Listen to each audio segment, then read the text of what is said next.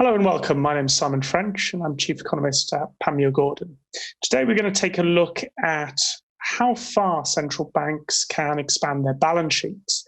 This follows unprecedented asset purchases from central banks around the world, and in recent days announcements from both the Federal Reserve and expected from the Bank of England regarding further asset purchases, including from the Fed, increasing purchases of corporate debt, both investment grade and non-investment grade.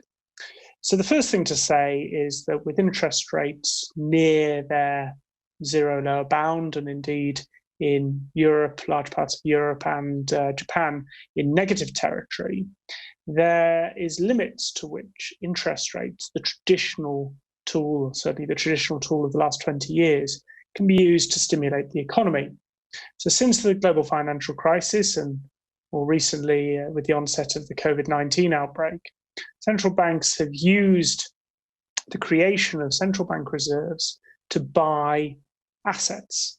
Now, principally, certainly in all countries, bar perhaps Switzerland, these have been sovereign, high quality investment grade assets, government debt in the majority of cases.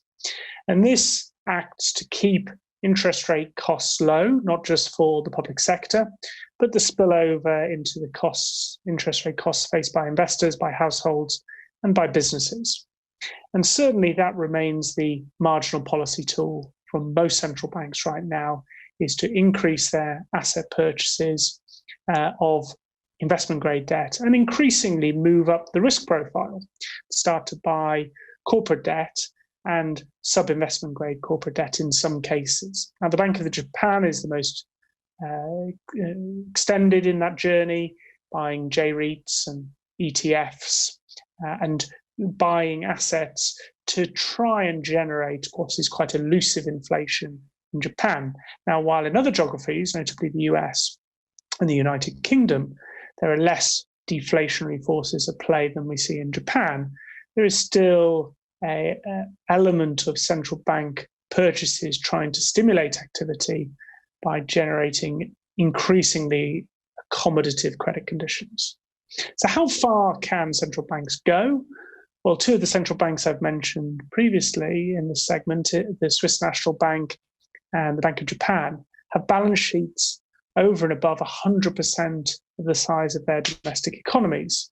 Now, the Federal Reserve, the ECB, European Central Bank, and the Bank of England, much more modest, around 40% of the size of the economy. But that obviously can increase with a view to, without an inflationary penalty, providing more and more accommodation, and particularly for public sectors that are having to undertake extraordinary intervention to support their economies. So overall, despite many viewers being concerned over the inflationary impact and the good housekeeping in terms of budgetary impact of central banks buying assets, at the current level from the major central banks of the world, buying more assets at this point is unlikely to be inflationary, and indeed is the right thing to do faced by the unprecedented disruption of COVID-19.